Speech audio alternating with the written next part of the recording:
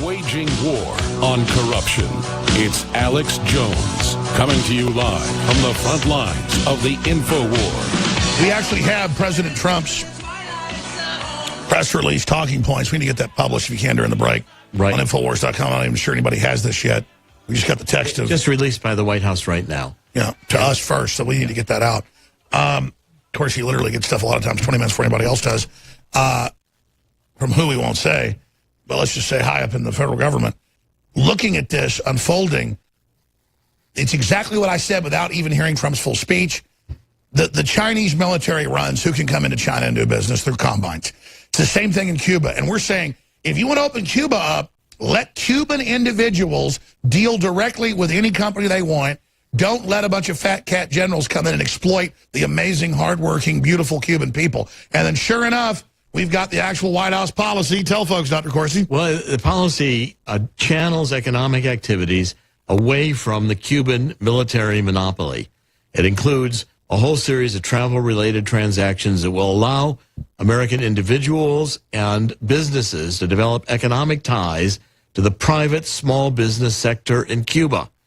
The new policy makes clear that the primary obstacles to the Cuban people's prosperity and economic freedom is the Cuban military's practice of controlling virtually every profitable sector of the economy. And that is such a gift to the Cuban people who have such a verdant, beautiful, diverse country. I mean, from what I've read and what I've seen, Cuba is a jewel.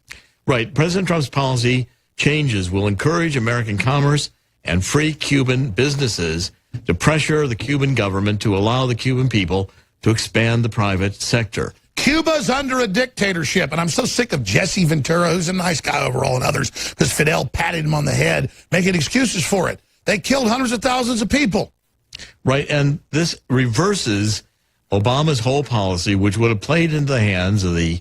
Doesn't the Cuban military get the power structure that the rich guys there? It's like bank fine. They make record money at Goldman Sachs, but still want to stop Trump because some of the money's getting to the people. Doesn't the Cuban military know if they get out of the way, they're already in dominant positions, they'll make 50 times the money? It's the globalist... They're idiots. The globalist strategy is a suicidal strategy that diminishing returns that Hillary wants to follow. I mean, Hillary, Obama. We were talking to high-level folks this morning, and they all get it. That this globalism isn't good for business. But it's good for the very, very rich at the very, very... They're good for jerks who want everybody else poor. They let Obama buy a house in Washington, put up a wall.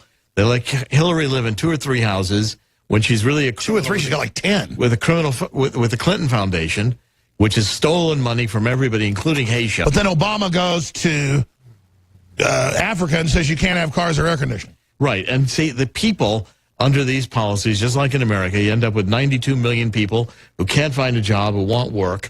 The globalists don't care because they're having all the money at the top, and it's a suicide. And then they have the nerve to come out and say, hunt and kill Republicans, the Democrats have put out the hashtag, because they're rich and aren't giving you the money.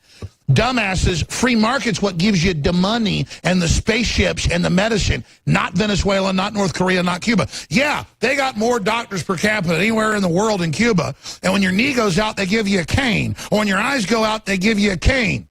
And, Alex, also I think it's demonstration that the White House is listening to what we're talking about. I laid out a 3-part policy as to how you'd beat this propaganda campaign of the Democrats. First, you change the subject. Again, Donald Trump's changed the subject today. Cuba's going to be the news cycle through the weekend. Secondly, you have to silence the mainstream media. Get them out of the White House press room act-up hour on TV. And third, you got to counterattack. And Kasevich, the new attorney that Trump has in the White House, is doing a brilliant, I think, strategy. That's right, because we've got Sessions recusing, and now we've got the deputy recusing. She's in charge now, and the word is she'll actually execute order number 66. We'll be right back. Stay with us. The film is The Red Pill. We're about to be talking to the director of the documentary. Her investigation changed her view of the world. Here's the trailer.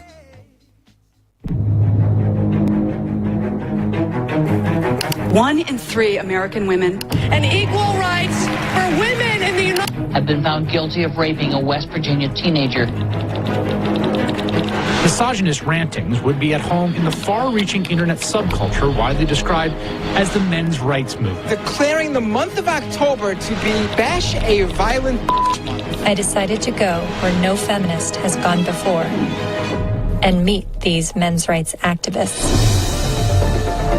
Men and boys are in crisis, and they need your support because they are human beings too. And you will not shame anybody here into silence about it anymore. Every society survived based on its ability to train its sons to be disposable. The U.S. government does not want to send you to die. They'd rather send me to die. 93% of workplace fatalities are men. 4 of 5 suicides. The family court system truly is biased against men. I mean, there's just no question about it. How can anybody not be angered by it? But if you start to talk about those issues, people get hostile. We're f***ing scum. We're somehow disempowered because we're way better. Maybe it's just because you're pathetic.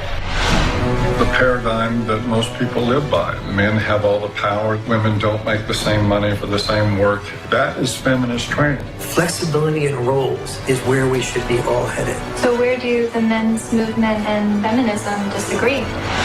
Is the men's rights movement the gender version of the white nationalist movement? The men's rights movement is part of the backlash. Grandfather's generation probably had it pretty well, you know, grow up. She told her friend she's going to trick me into fathering the child. I called a bunch of domestic violence shelters. Every place said, we don't help men. When I reported my domestic assault, I did not bring up the fact that I was sexually assaulted. There was no way he was going to believe that I was going to be a victim of sexual assault. All the evils of the world's from patriarchy, but we're the ones dying, and we die for you guys. I don't know where I'm headed, what I believe. This is not flattering to men to talk about men's vulnerabilities. We're not blaming men. We just named everything bad after them. I think I agree with everything you said, but there's still some kind of unsettling doubt. Talk about great work. And, of course, Mike Cernovich is involved in this film as well. That is just so exciting. He'll be hosting the 4th hour today. I'm going to go to our guest in a moment. But I just want to point out that it's so ridiculous. It's like saying, are male and female whales oppressing each other? Or are male and female toucans, like who's bad, the male toucan or the female toucan? You're like, no, those are birds. That's a species. And, you know, the male goes off and gets worms and stuff and fruit and brings it back to the mom. It's not that she's a slave. She's having the eggs. She's sitting on top of them. And men don't have a uterus. Women do. It's the species. Men and women are the species.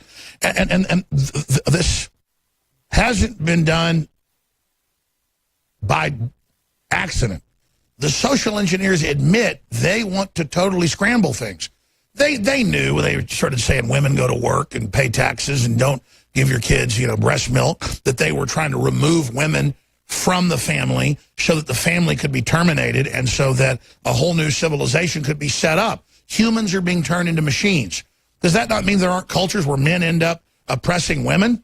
Of course, it's like ants go out and, you know, hijack and kidnap aphids and then bring them down into their subterranean lairs and, you know, enslave them.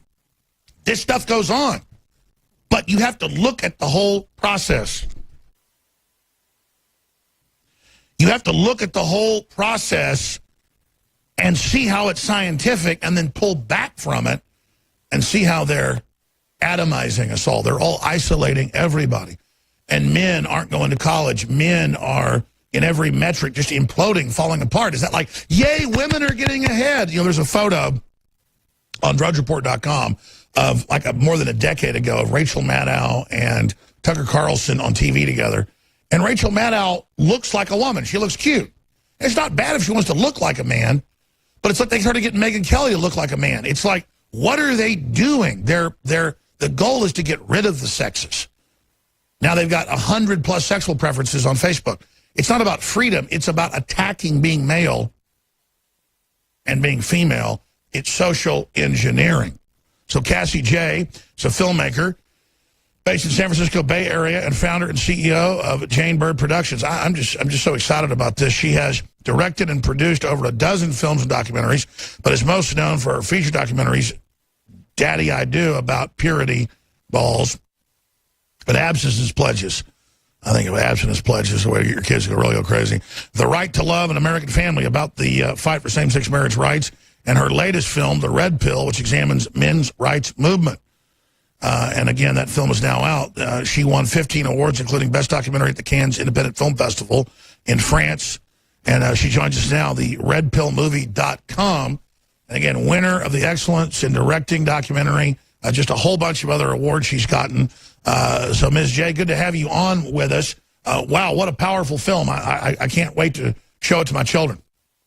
Oh, thank you. I put a lot into 3.5 years of making The Red Pill, so I hope it helps people better understand the genders. Absolutely. Well, of course, there are no genders now. There is no male or female. There's only the new big pharma and 5 daddies, 5 mommies.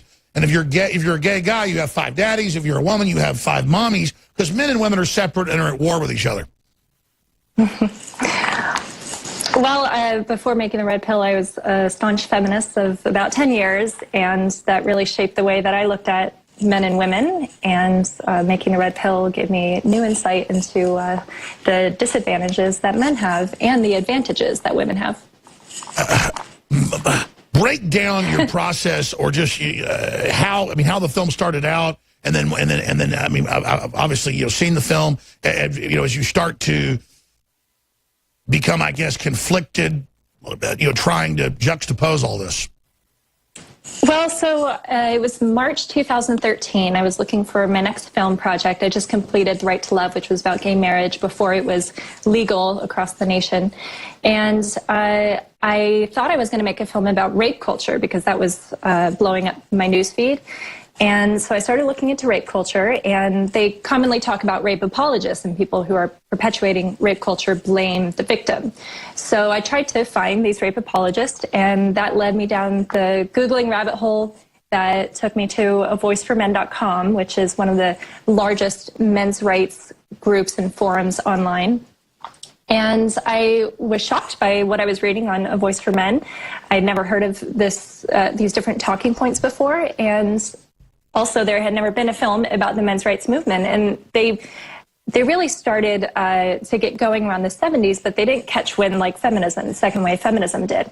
But Warren Farrell made or authored the book The Myth of Male Power in the 90s, and that led to a lot of these men's rights groups springing up, like A Voice for Men. So this had never been explored in a film before, and as a feminist, I thought, I'm going to go interview these men's rights activists and expose them for what they truly are. And I thought that was going to be showing the men who perpetuate rape culture and are misogynist and want to put women back in the kitchen barefoot and pregnant. And if you watch the Red Pill film, you'll see that the truth was not that. Well, I know this. The globalists say they want to replace us all with robots. They say the future doesn't need us. Humanity itself is all breathing the same toxic garbage, the lead, the mercury. All of us, male, female. I have male family that dies of cancer, female family that dies of cancer. And, the species has to develop systems for ourselves. Just for me, I just don't even see any division.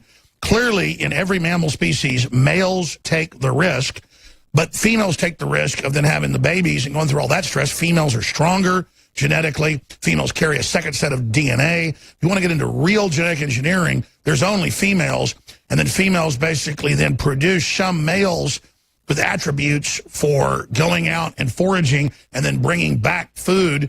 And then now we're in this more modern society. And so the attack on males is an attack on women, is an attack on the species by a scientific elite. I mean, if you study the larger picture, this is a very sophisticated. Yes. I think so. Feminists have said that the men's rights movement is backlash to feminism. And I think in some ways that is correct, because feminism and how it's grown and its prominence and kind of popularity, especially in the past 10 years with social media, it has defined what we should think about genders and when we should get offended, and such as if you say that exactly, they're defining what genders are, and in reality they're setting themselves up. It's not even women. The social engineers are setting themselves up as the new priesthood. It's a new religion. Well, in a lot of ways, I I would agree with you on that, and I know I'm going to get a lot of flack for that. I'm even going to get flack for being on the show, but thank you for having me on. That's a good thing. But yeah, I also left a religion when I was in my late teens, and that's when I became feminist. And after making the Red Pill movie, I dropped the label of feminism, and in a lot of ways, I know this is going to offend a lot of people, but in a lot of ways, my leaving a religion and also leaving feminism was a very similar experience for me. And so it does completely change your worldview, and that's why the film is called The Red Pill. I cannot see the world the same way again, and I don't think anyone who does watch the film can see the world the same way again. Well, you just said it's so powerful because it just clicked for me.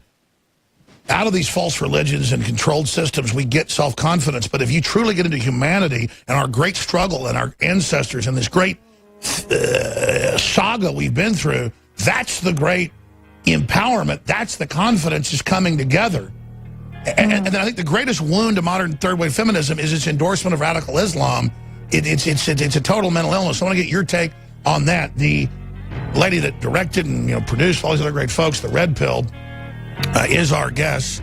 Very, very exciting. Cassie Jaye, The Red Pill movie.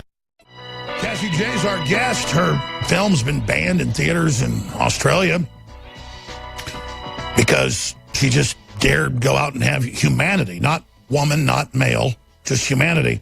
And look, let's get one thing straight. Men act like a bunch of lazy animals in an unchivalrous society. And humans have always abused each other. Women have abused men, women. Men have been, the warrior ants of the culture. But everything they do is about women, especially the greater men. And so the greatest deception is that we're not together. And the better a civilization, the more it treats women with reverence. But you see the West now. I mean, I was there just 6 months ago, the day after the inauguration, where they were beating everybody up trying to go in to hear Trump be inaugurated.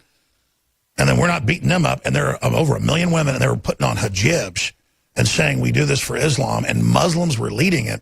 And, I mean, Islam is should be feminist, enemy. But see, it's not about that. It's about authoritarianism. And it's about bringing down the West.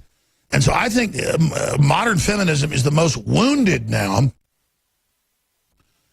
because they have bought into Islam. And so I want to go back to our guest and talk about this amazing film that Mike Cernovich is a producer on. That's what's so great about Mike. He's involved in so many great things. He's going to be hosting the next hour. What about the juxtaposing? This is a short segment, long segment coming up. What about the juxtaposing of Islam and feminism, not modern corporate feminism, not saying anything? Well, this is obviously a touchy subject, and it's something I don't include in the film. I don't know if I could ever make a film about this topic because I do think it'd be too dangerous. But part of why I dropped the feminist label after making the Red Pill movie is actually the main reason why I dropped the feminist label was because I started to see the hypocrisy within feminism. So it wasn't necessarily learning about men's issues from men's rights activists that made me leave feminism. And I'm not a men's rights activist, just to clarify. But learning more about feminism and how they do want to silence discussion, and they are not consistent with their view of protecting and empowering women. And, I think their stance on Islam is, part of that. Why is there, or unless you disagree, an obsession with pulling down the West in third wave feminism when the West is what put women on a pedestal almost to a ridiculous level? I mean, I agree. I don't want, a woman wants to be a tomboy, or a woman wants to be an executive, or a woman wants to, when women actually are drawn to those roles, it's genetic and they're the best at it. But in the main, women are nurturative and creative and, make the nest. I mean, this is just what we do as a species, but I don't want them, I've got $3. If they want to be CEO, president, God, I'm all behind it. I mean, I'm a guy that likes women, period. I like the company of women, period. So this idea is an alpha male that I don't like women is the opposite.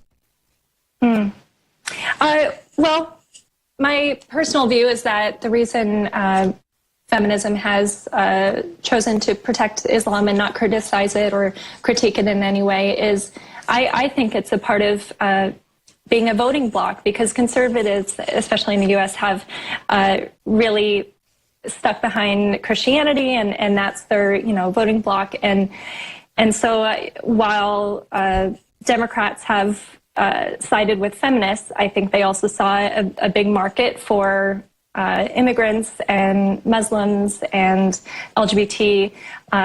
So it's a cold-blooded alliance.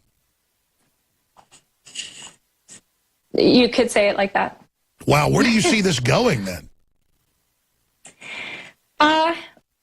Gosh, well, it doesn't look like a very positive future if we keep down this path that we're going down. But I do hope that the red pill at least shows a more nuanced conversation around feminism and men's issues, and so that we can start to work together and point out the hypocrisies on either side.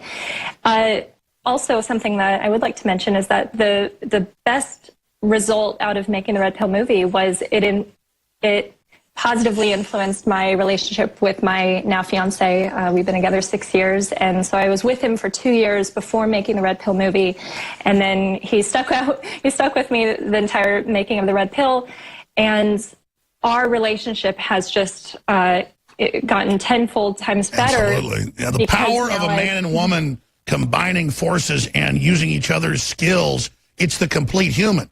The humanity is the man and woman coming together. That's the magic. That's the power. And when that happens with those two forces together, it's the universe. It's the seed of the universe. It's life. It's God. I mean, that's what it is. And that's why these globalists want to destroy that, because they want full control. And when they get men and women fighting with each other, and men acting like lazy punks, and women being a bunch of, narcissistic loons, they're all so unhappy, so they dig their graves deeper into the modern cultural poison, believing that will deliver them from it when humanity was always there. Stay there. One of the executive producers, Mike Cernovich, of the film The Red Pill, what a great name. I'm thinking about I am launching a bunch of new shows. We're going to call it like Reboot America, American Reboot, Red Pill, Adventures, roundtable shows, a bunch of things we've got in the hopper. Thanks to your support.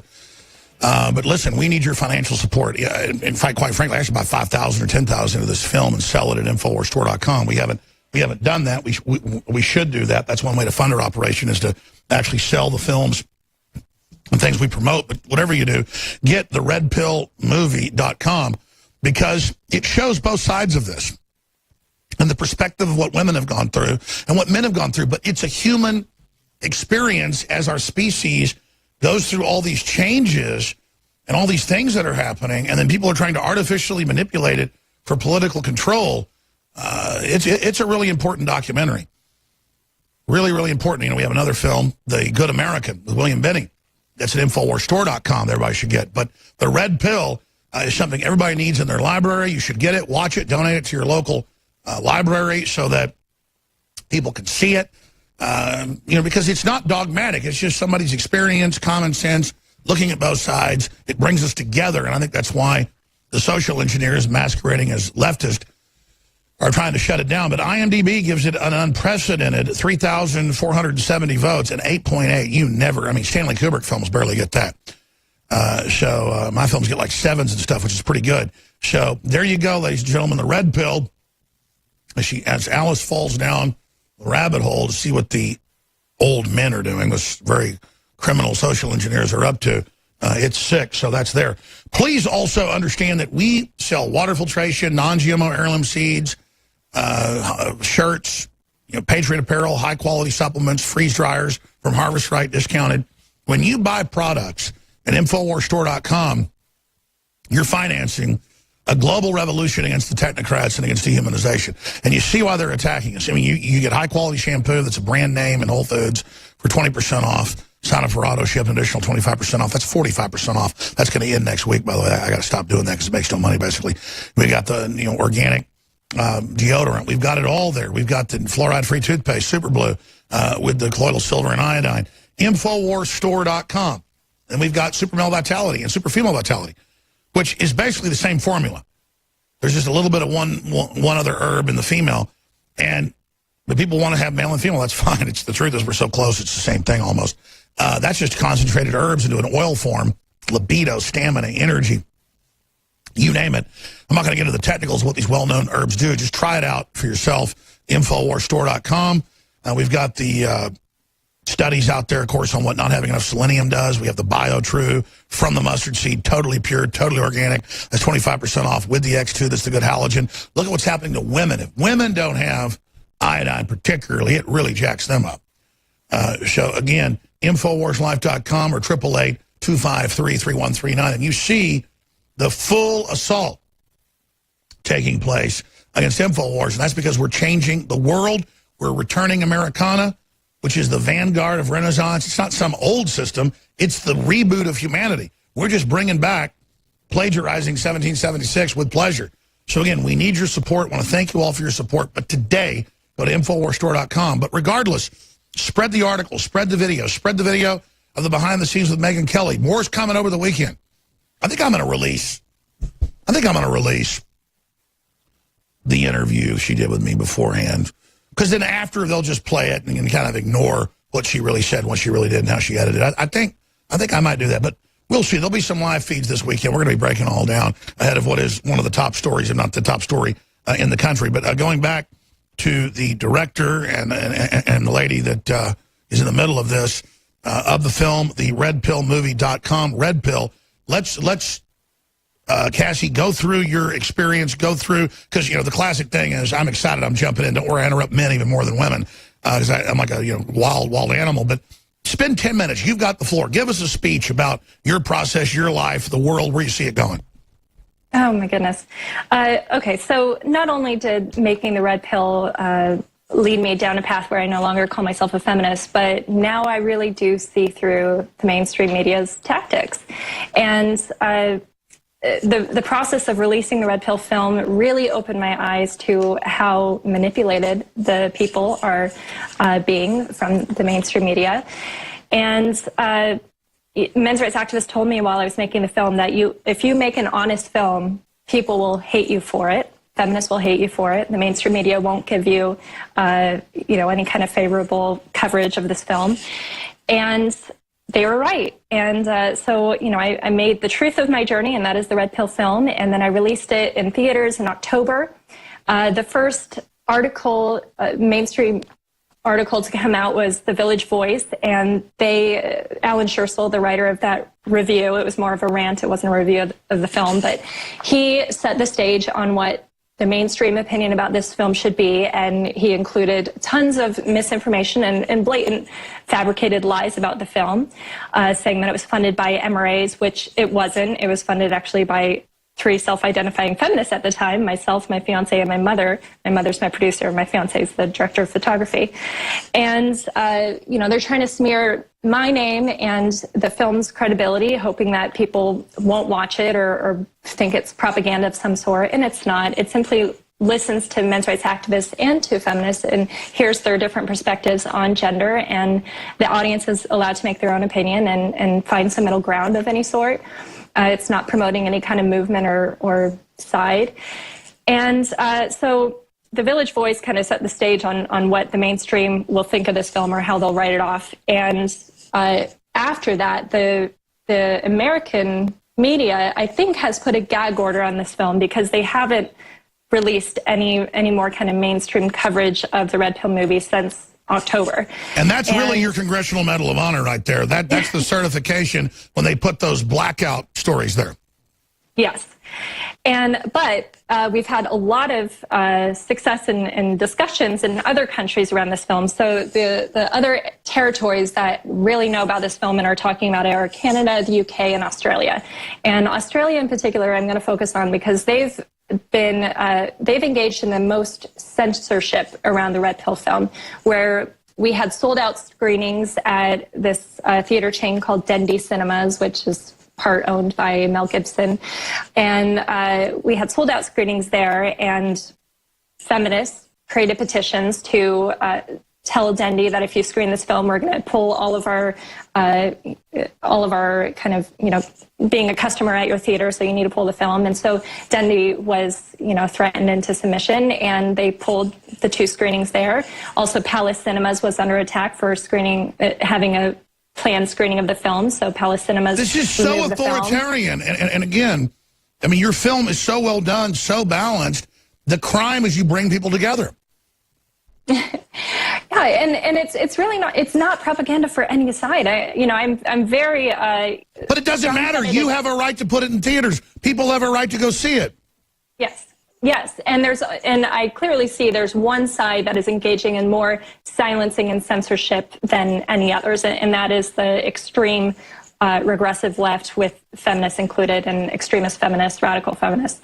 I don't think all feminists are like that, but the radical ones are the loudest and are going and creating these petitions and getting films removed from theaters. And I haven't heard of any other films in recent history that have had this many screenings pulled from theaters. Well, they're scared of it because you and your fiance did such a great job, and your mom funding it, expanding on this. I just want to make this statement, have you continue, but I want to get this out here.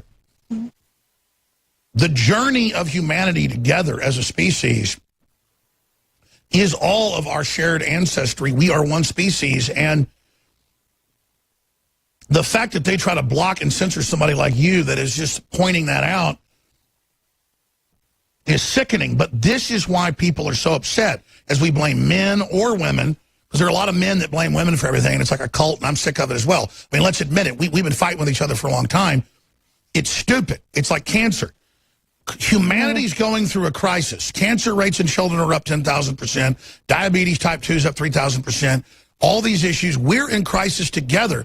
And instead of panicking and blaming each other, we need to really talk about it. And again, I say this, your crime is you lovingly bring people together and unify us as humans to fix it. And there are people that want to exacerbate the problems. They don't want to fix it. They want crisis management. That's how they control people. But we're in a crisis. Let's recognize that.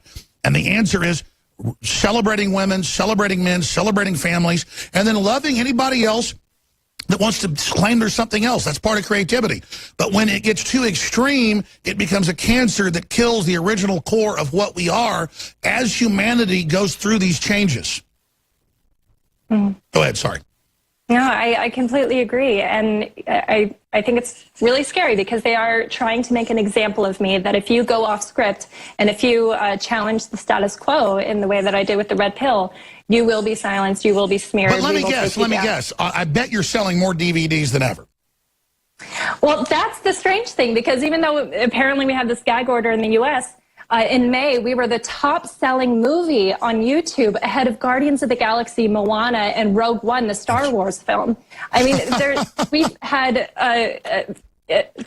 you haven't seen this kind of success in sales from a documentary in a long time, and yet the mainstream media won't touch it. Well, I've been talking to folks, highest levels of the government, highest levels of banking. They want out of this New World Order. And that's what they said. They said they recognize it's an illusion.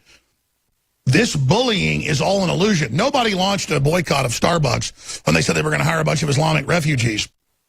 Everyone just spontaneously did it in a tipping point. So, I mean, I knew your film was a hit, but I didn't know almost outdoing Rogue One, which, by the way, is a great film. I love seeing a powerful woman in that role. It's a great movie, but it's about men and women together in victory. And I see Hollywood starting to now get away from this total feminist narrative. I love seeing Wonder Woman. I love seeing women empowered. Just don't make it at the expense of men. Yeah, I agree. And currently, this week, we are the top-selling film in Australia on YouTube, as well as Google Play for documentaries. I was just in Australia for about 2 weeks doing a screening and press tour there, and they have a big hill to climb over there regarding gender politics. Why don't they get the Streisand effect? I mean, you know about the Streisand effect. Oh, yes, it's worked very well in my favor. I mean, just look at where I'm at. And now the articles are, oh, I'm bashing Megyn Kelly because she's a woman. No, nobody in media ever lied to me. They sent the like her. The Nightline guy said, I'm doing a hard interview. I'm coming after you. And he did hit me on some real points, but he's a real journalist.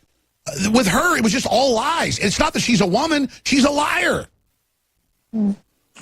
Well, I am looking forward to seeing your interview, her edit, as well as your unedited interview. Well, ours is just the audio, but I mean, it was just like, I mean, I knew that she was lying when I was like, I believe Sandy Hook happened. And then like 2 minutes later, why are you saying the parents lied about their dead kids? And I went, Megan, I just told you my answer. No, you're saying gays deserve to be killed. I mean, it was just like, I was just like, whoa. I was like, I don't know what she's going to put out, but it was like, whoa. That's why I love new media, like your show. I was also on Dave Rubin and Stefan Molyneux and Steven Crowder, because you do live stream, live interviews and edited interviews on mainstream media. That's what you have to watch out for. And that's how I was smeared and slandered in Australia, was on this show called The Project. I had over a 15-minute interview, and they edited it down to 5 minutes and completely, took out all of my responses to the lies about the film. And in their edited intro of my film, they include these lies about the film, about how it's funded or how many people I interviewed. Well, here's one of their favorite tactics. They get you in a house with this 90 degrees, you're sweating, Megan's back there, light on her perfect, light under me, and then they go, let's take a break. And then I see them focusing the camera while I'm mopping my brow to make it look like I'm nervous and got up from the interview. I'm expecting that they're going to claim I got up from the interview, because I saw them like thumbs upping when I went to the bathroom and like was mopping my head, and they were like focusing, and I just knew what they were going to do. I mean, it's so ridiculous. And I'm an editor. I edited the full Red Pill film, and that's so upsetting to hear how editors and mainstream shows use editing to manipulate the public. It's very easy to do, and it comes down to the ethics in journalism. We don't do that because I'm not going to sink to their level. I mean, whenever we have people on that disagree that make a good point, I show it, because that's who we are. It's not like we're even perfect. I couldn't get in the mindset of like deceiving people. Yeah. But that's what's great about the discipline of being live, like you just said. Being live 3-4 hours a day, 5 hours a day, it's like a discipline. Your brain works quicker. You just get this instinct to tell the truth. Yeah. People who do tell the truth don't need to rely on editing, because everything you say, as long as you tap into your own truth and memory of how things happen, how events happen, then you don't have to, oh, well, that's not correct, that came off wrong. You don't have to edit it out. Well, that's the thing is, I'm not arrogant. I'm the opposite, because I've been so blessed in my life. And half the time I came to listen to my own show. I'm just being honest about, like, Nico. I hired Nico immediately. He had a great record as a head producer. But also he said, no, I think your voice is kind of annoying, and I disagree with a lot of what you say, but I think overall the message. And I was like, well, you're hired. I'm sick of Yes Man. He's been the best producer we ever had. But it's true. I mean, I see myself as annoying, but the heart is there. And the fact that I go into this stuff with like a child's heart about things and don't try to calculate. They now have the CIA and everybody else thinking I'm like the master calculator. It's all over the news. But it's not that. It's approaching life like just a normal person with like the greatest thing Trump ever said was, I used to think about things and be too complex, but as soon as I became shallow and went with my instinct, it was the greatest moment of my life because it was so complex. They said that doesn't make sense. No, it's true. We're so powerful. Our first gut approximation with a database of knowledge is generally way better than trying to overthink stuff, is what I'm saying. Yeah. It's like woman's intuition. Yeah. About women that pick the men that build the civilization together. Without women's intuition, we're destroyed. So why is 80% of marketing targeting women? Because women are already king. Yeah. And of course, your film lays that out. That's why they hate it. Yeah, I guess so. Feminism really does have just the blinders on, tunnel vision, that they only want to look at how women are disadvantaged and men are privileged. But there is the flip side as well, and I think we need to look at that. Men are privileged to die 6 years earlier on average. Men are, like you said, 90% of the workplace deaths, men. It's expected of men to expend themselves. These men are expendable. Mm-hmm. And, so in the Red Pill, we do talk about male disposability, including war deaths, workplace deaths, suicide rates. Across the world, it's about 80% of all suicides are men, every country. And shorter life expectancy, all these things. But what the men's rights activists are saying, they're not trying to say, 50% of women should die in military deaths. They're not trying to say that. But what they are saying is that we need to look at the big picture regarding gender. Both genders make sacrifices, especially when it's a family unit. Obviously, a stay-at-home mom is going to make a lot of sacrifices as well as... Yeah, as well as the father who's going outside the home to provide for the family. To work on electrical lines. And again, we're one species. It's so obvious, but no one says it. We're the species. Again, we don't look at like dogs and say, that's male, that's female. They're fighting with each other. It's the species. It's what we developed into. We'll be back with our amazing guest. The film is theredpillmovie.com. Get your copy today. Mike Cernovich is coming up. All right, final segment with Cassie Jaye. Then Mike Cernovich is coming up. Cassie Jaye, the redpillmovie.com. Get it on Amazon, wherever. But don't go to Amazon. Bezos is funding the globalists. $600 million to bring down Trump from the CIA. Go get it from redpillmovie.com. That way, it might cost $1 more or whatever, because Amazon undercuts everybody. I mean, they're bigger than Walmart now. They're more cancerous. It's so evil. It's eating Walmart. So more and more, I think I'm going to stop selling stuff on Amazon. I mean, because it's time to boycott. It's time to support folks who are promoting free speech. Get the film today. I'm going to call Cernovich or whoever I call. I'm going to order 10,000 of this film. This is the film I want to promote. I want to push this film. I want to thank Anthony Gucciardi and others for recommending me to see the film a few weeks ago, and then I'd forgotten about it, and then so much goes on, and then Nico's like, hey, she's on the show. So Cassie Jaye, in the last minute or two, other points you'd like to impart to folks? Oh, well, as you're talking about platforms, the only platform to decline the Red Pill movie is Netflix, which I think is very interesting. But you can find us on all other platforms, including Hulu, iTunes, YouTube, Google Play, Vudu, Apple TV, everywhere. So, yeah, Netflix did decline the film. And notice they force-fed Amy Schumer that got half a star, so they got rid of the star system on things they know people are sick of. I mean, Amy Schumer, they're trying to make the new sex symbol who's anti-male, anti-female. Yeah, that's part of the hypocrisy I see in feminism, is that if they were truly about supporting women, then why have they worked so hard to silence me in my film? I actually won a Women in Film Award for the Red Pill movie in Hollywood a couple weeks ago. Mike Cernovich was there with me to accept the award. And so I know that there are women out there, and feminist women, who do see the film as being valuable to the discussion of gender equality. But, the radical ones and the extremists are trying to silence it. Well, I got 3 daughters, and I want total gender equality. And just God bless you for what you're doing. Congratulations on the film and your success in swimming upstream. Thank you so much. Beautiful, true trailblazer. They fear women so much. When women realize they're running the show, that's not patronizing, it's true. When they get behind men and men get behind them, and you're on a team, you realize the globalists, these artificial systems like Islam, are trying to enslave that. When you do that, it is unstoppable. And so many other people who are talk show hosts can't launch other networks because, there's a talented Mike Cernovich, to be honest, a lot of men are just hyper aggressive. They don't get we're all in this together. I hope Mike Cernovich becomes more successful than I am. He already, in the aggregate, just in the time he's been political, the 3 years, is as successful or more. I'm looking for leaders. I'm looking, if somebody's better than me, I'll put them on air and just turn everything over. This is a war, folks. I'm looking to win. And that's why we need your financial support. Our audience has never been bigger.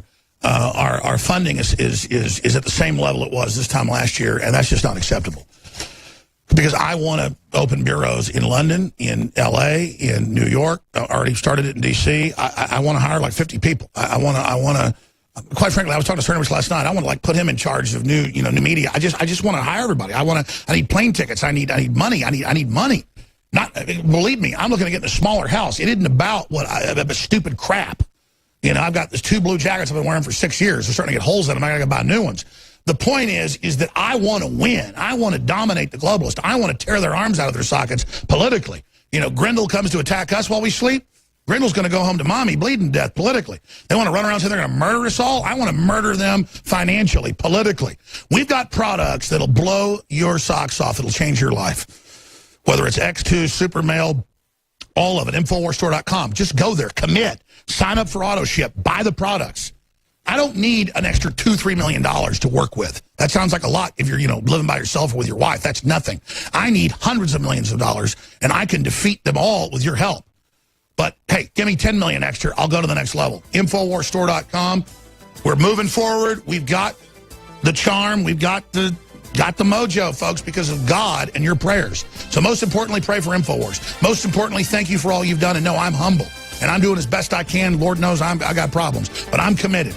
And I need your financial support at InfoWarsStore.com. Commit today. 4th hour with Mike Cernovich. More on Megyn Kelly and more straight ahead. This is the InfoWar. Spread the links. Spread the videos. Spread the articles. Commit. Win. Commit. Win. They're in a war. We're going to defeat them.